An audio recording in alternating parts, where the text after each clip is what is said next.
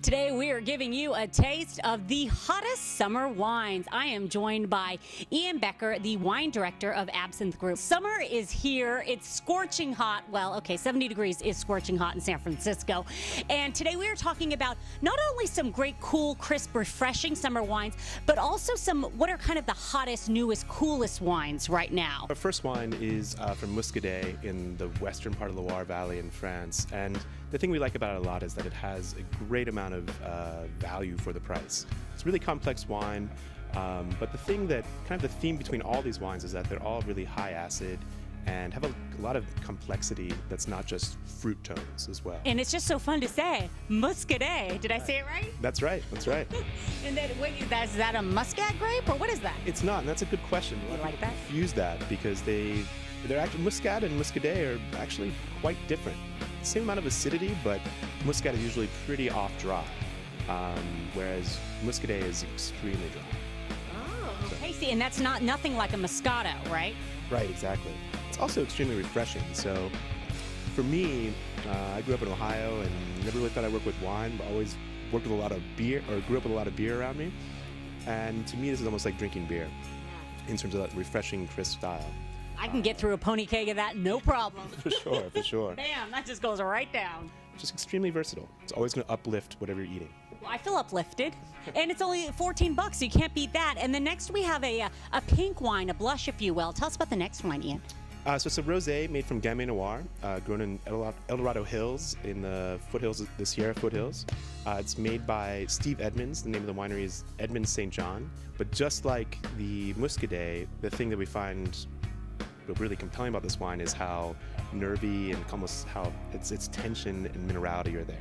What's fun about this wine is that you get, some berry tones, but again, almost like salty freshness, and there's a minerality to it that's really consistent. And on the palate, it has the same kind of acidity as the Muscadet. So kind of a bracing, refreshing wine that, again, will pair well with a lot of different food. And I love that you said it was like a tension. It's a tense wine. I feel like I'm a little tense. Maybe I pair well with this. Well, I mean, when you taste it on the palate, the acidity and the mineral tones, it almost has a taut feel to it. And again, see people, they look at this wine and guys go, I don't want that. That's going to be some foo-foo girl wine. That's a nice, crisp, dry wine right there, yeah? Yeah, it's really firm, right? Firm and tense. It's a manly wine. Sure. And then people always say to me, how the heck do they get that thing pink? How do they get the rosé pink? There's a lot of different ways you can do it, but in this case, it's just laying the skins from the grapes in contact with the juice, just like red wine's made, to get that deeper color. But it's just for a smaller amount of time. When I tell people how they get it pink, I say, they just drop a little red food coloring in there. That's right. That's not what they do. I kid. What's the price point on that? That's $18. Oh, $18. Okay, still under $20. I'm loving it. And you know what else I'm loving? A little red wine. See, it's summer, but we still have a nice red wine. What do we have here? So this is from Beaujolais. We found that Beaujolais has become really popular, especially a few years ago, when the economy kind of stiffened up or tightened up. A lot of people were looking for more bang for the buck for their wines.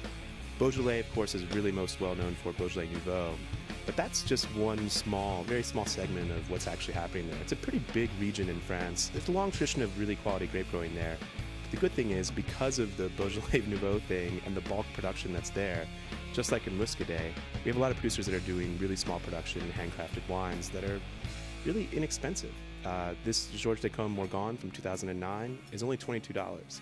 The Beaujolais, we often get a lot of people who say that I don't like Beaujolais Nouveau, but then when we pour in wine like this by the glass, they get a taste of it and they realize there's a lot more going on there than just that. I think people don't order it because they don't know how to say it. That could be true too. They go, what? Right. Beaujolais. Yeah, that's pretty Beaujolais. Well, this is really nice, and it is light enough where you could have it on a really hot summer night or summer day. Absolutely, and it's a wine. We tend to drink our reds too warm, just because I'm not really sure. I think we confuse room temperature with cellar temperature. Room temperature is usually in the 70s, right? Cellar temperature is usually below 60 degrees. So what I like to do, especially if it's a really hot day, is put my reds on ice and drink them just like white wines, because on a really warm day, you kind of want to be refreshed.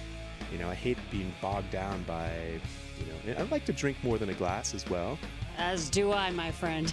Who doesn't? The French have a phrase called glou glou, which just means chug and chug.